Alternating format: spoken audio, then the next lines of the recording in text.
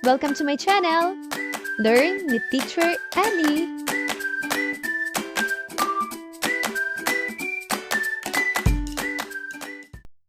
Filipino, Grade 5, ika-4 na markahan, ikalawang linggo, unang araw. Mga bata, ilarawan ang mga sumusunod na larawan.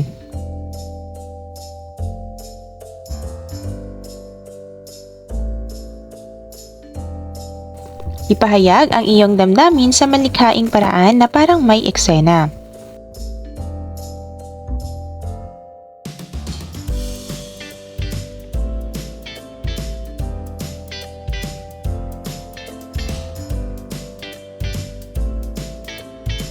Ang aralin natin ngayong araw ay tungkol sa pagpapakilala sa kwentong katatakutan.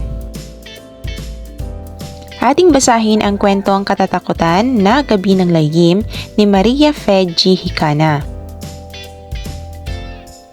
Sa tuwing sasapit ang gabi ay kinakabahan na kaming magkapatid dahil oras na naman para makinig kami sa paborito naming dramang panradyo na Gabi ng Lihim. Bihira pa noon ang may telebisyon kaya kapag may radyo ka na ay masaya ka na. Maraming dramang panradyo mula umaga hanggang gabi na mapapakinggan.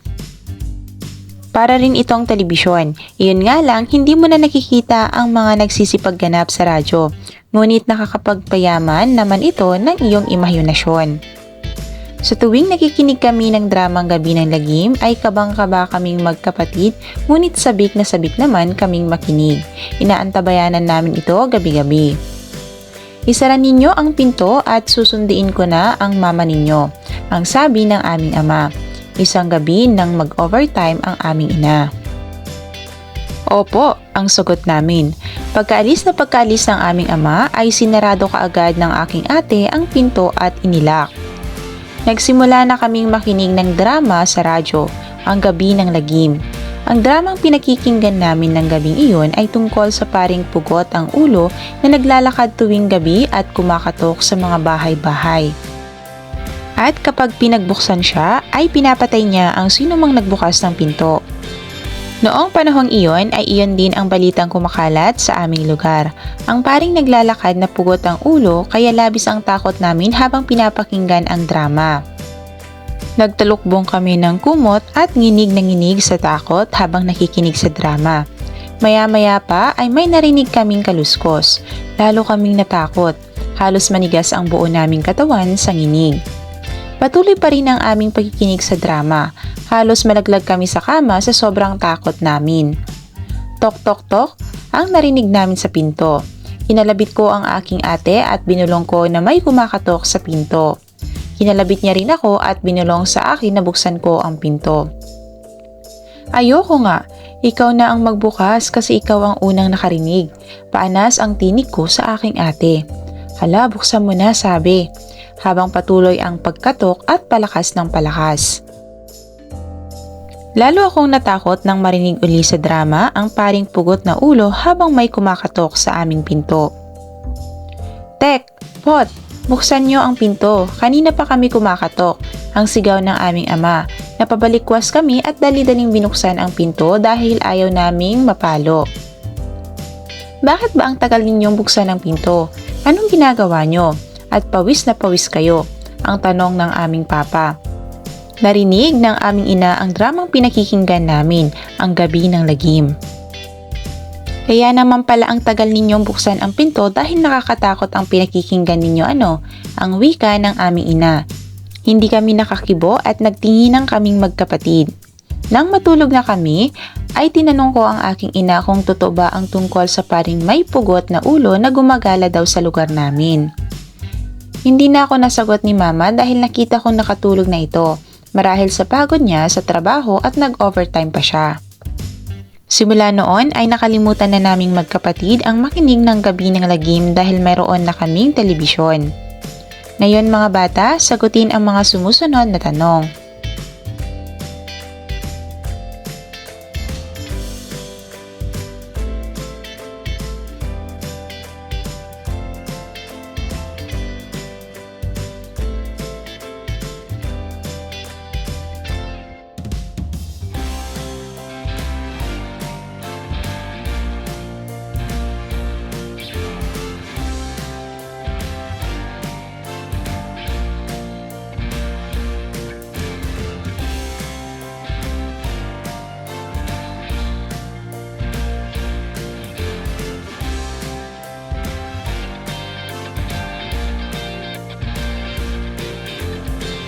Paghambingin ang pagkakatulad at pagkakaiba ng mga pangyayari batay sa kwentong binasa. Gawing gabay ang nasa unang column upang masagot ito.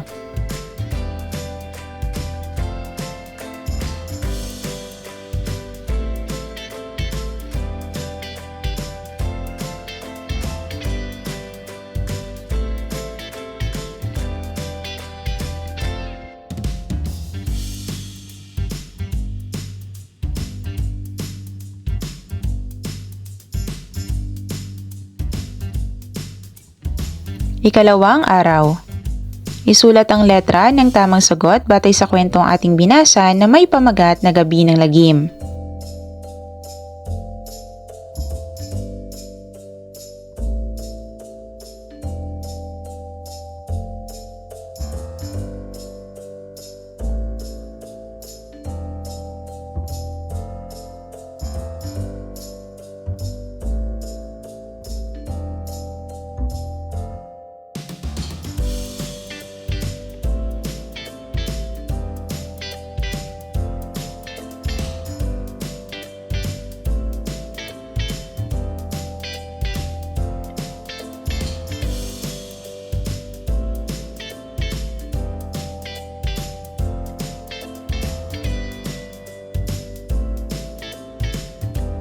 Ngayon mga bata, ibigay ang kahulugan ng mga sumusunod na salita.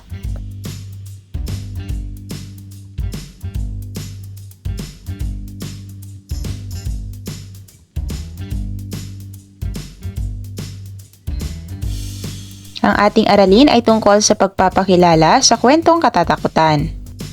Basahing muli ang kwentong katatakutan na Gabi ng Lagim. Iugnay ang pangyayari sa kwento sa sarili mong karanasan. Sa tuwing sasapit ang gabi ay kinakabahan na kaming magkapatid dahil oras na naman para makinig kami sa paborito naming dramang panradyo na Gabi ng Lagim. Bihira pa noon ang may telebisyon kaya kapag may radyo ka na ay masaya ka na. Maraming dramang panradyo mula umaga hanggang gabi na mapapakinggan. Para rin itong telebisyon, iyon nga lang hindi mo na nakikita ang mga nagsisipagganap sa radyo. Ngunit nakakapagpayaman naman ito ng iyong imahinasyon. Sa tuwing nakikinig kami ng dramang Gabi ng Lagim ay kabang-kaba kaming magkapatid, ngunit sabik na sabik naman kaming makinig. Inaantabayanan namin ito gabi-gabi. Isara ninyo ang pinto at susundiin ko na ang mama ninyo, ang sabi ng aming ama. Isang gabi nang mag-overtime ang aming ina. Opo, ang sagot namin. Pagkaalis ng aming ama ay sinarado kaagad ng aking ate ang pinto at inilak. Nagsimula na kaming makinig ng drama sa radyo, ang Gabi ng Lagim. Ang dramang pinakikinggan namin ng gabing iyon ay tungkol sa paring pugot ang ulo na naglalakad tuwing gabi at kumakatok sa mga bahay-bahay. At kapag pinagbuksan siya, ay pinapatay niya ang sinumang nagbukas ng pinto. Noong panahong iyon ay iyon din ang balitang kumakalat sa aming lugar. Ang paring naglalakad na pugot ang ulo kaya labis ang takot namin habang pinapakinggan ang drama. Nagtalukbong kami ng kumot at nginig na nginig sa takot habang nakikinig sa drama. Maya-maya pa ay may narinig kaming kaluskos. Lalo kaming natakot. Halos manigas ang buo naming katawan sa nginig. Patuloy pa rin ang aming pagkikinig sa drama. Halos malaglag kami sa kama sa sobrang takot namin. Tok tok tok ang narinig namin sa pinto. Kinalabit ko ang aking ate at binulong ko na may kumakatok sa pinto. Kinalabit niya rin ako at binulong sa akin na buksan ko ang pinto. Ayoko nga, ikaw na ang magbukas kasi ikaw ang unang nakarinig. Paanas ang tinig ko sa aking ate. Hala, buksan mo na, sabi. Habang patuloy ang pagkatok at palakas ng palakas. Lalo akong natakot nang marinig uli sa drama ang paring pugot na ulo habang may kumakatok sa aming pinto. Tek! Pot! Buksan niyo ang pinto. Kanina pa kami kumakatok. Ang sigaw ng aming ama. Napabalikwas kami at dali-daling binuksan ang pinto dahil ayaw naming mapalo. Bakit ba ang tagal ninyong buksan ang pinto? Anong ginagawa nyo? At pawis na pawis kayo, ang tanong ng aming papa. Narinig ng aming ina ang dramang pinakikinggan namin, ang Gabi ng Lagim. Kaya naman pala ang tagal ninyong buksan ang pinto dahil nakakatakot ang pinakikinggan ninyo ang wika ng aming ina. Hindi kami nakakibo at nagtinginan kaming magkapatid. Nang matulog na kami, ay tinanong ko ang aking ina kung totoo ba ang tungkol sa paring may pugot na ulo na gumagala daw sa lugar namin. Hindi na ako nasagot ni mama dahil nakita kong nakatulog na ito, marahil sa pagod niya sa trabaho at nag-overtime pa siya. Simula noon ay nakalimutan na naming magkapatid ang makinig ng gabi ng lagim dahil mayroon na kaming telebisyon. Para sa inyong gawain, pag-uugnay ng pangyayari sa teksto sa sariling karanasan. Humanap ng kapareha, basahin ang ilang pangyayari sa kwentong binasa. Iugnay ito sa iyong sariling karanasan.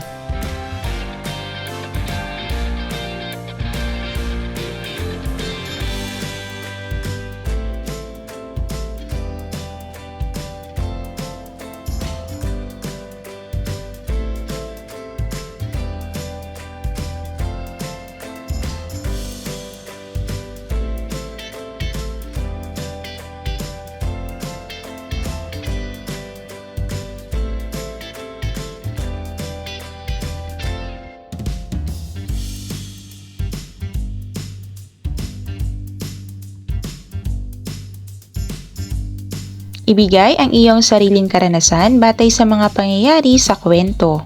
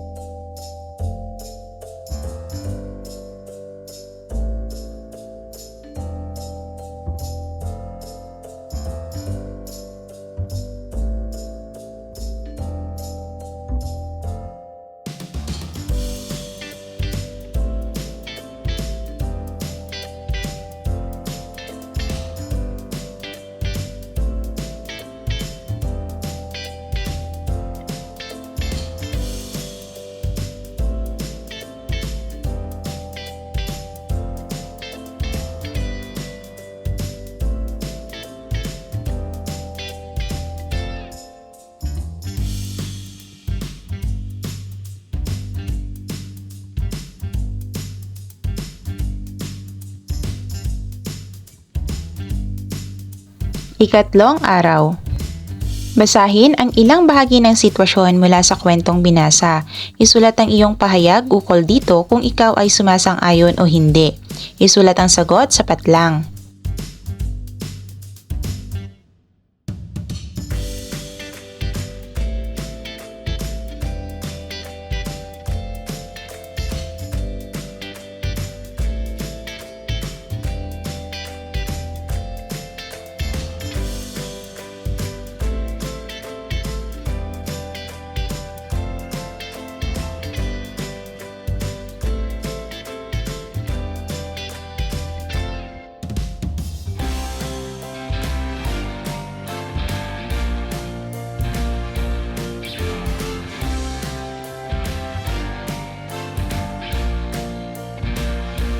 Ating basahin ang mga pangungusap mula sa binasang teksto. Una, pinuntahan ng paring may pugot na ulo ang bahay namin. Pangalawa, ang pinto ay binuksan ko dahil may kumakatok. At pangatlo, pinagtaguan namin ang ilalim ng kama sa takot.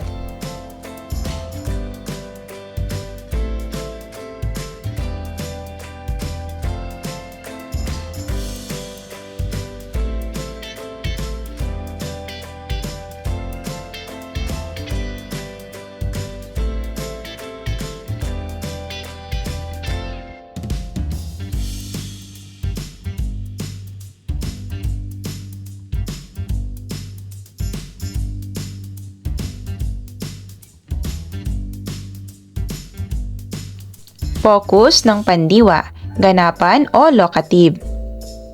Ang focus ng pandiwa ay tumutukoy ito sa ugnayan ng pandiwa at paksa ng pangungusap. May iba't ibang focus ang pandiwa: aktor, tagaganap, layon or goal, ganapan o locative, at causative o sanhi. Ang focus o ganapan o locative, ang paksa ng pangungusap ay ang pinangyarihan ng kilos. Ang focus ay nasa lokasyon o lugar na ganapan ng kilos. Ito ay sumasagot sa tanong na saan. Ginagamit dito ang mga sumusunod na panlapi.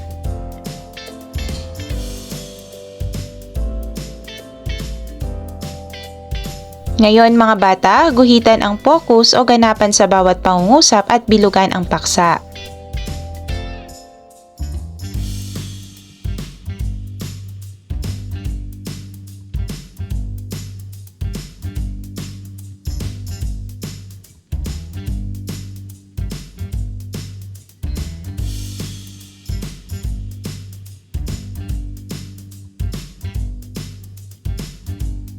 Sumulat ng 5 pangungusap ng focus locative o ganapan gamit ang mga pandiwang nakasaad bilang gabay.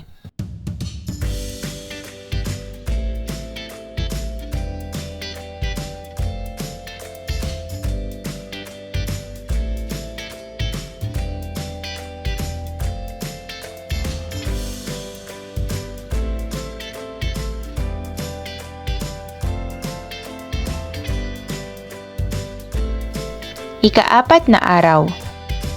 Guhitan ang focus ganapan sa bawat pangungusap at bilugan ang paksa.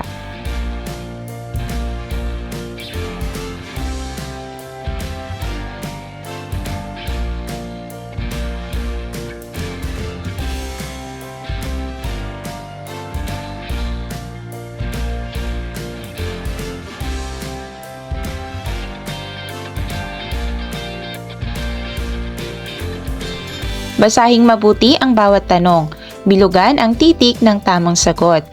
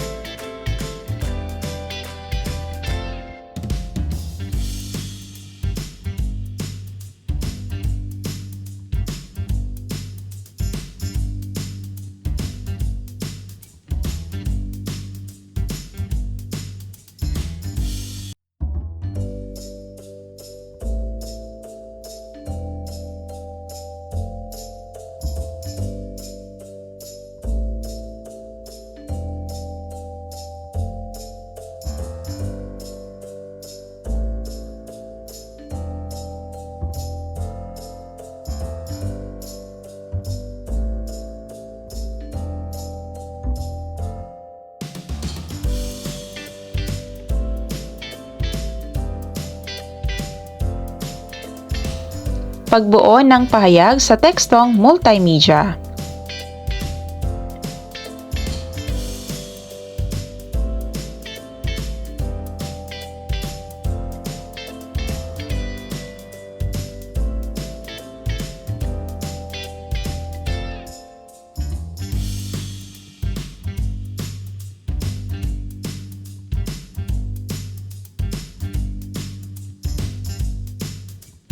Mga bata, buuin ang mga pahayag.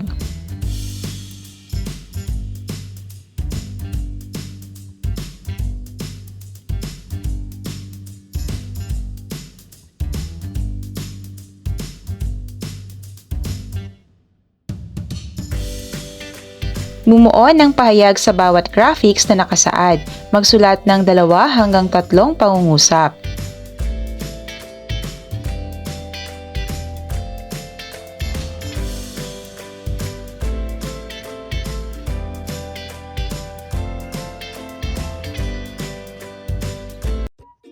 Thank you for watching! Also, don't forget to like, share, subscribe, and click the notification bell for you to be updated on our latest videos. See you on our next lesson. Goodbye!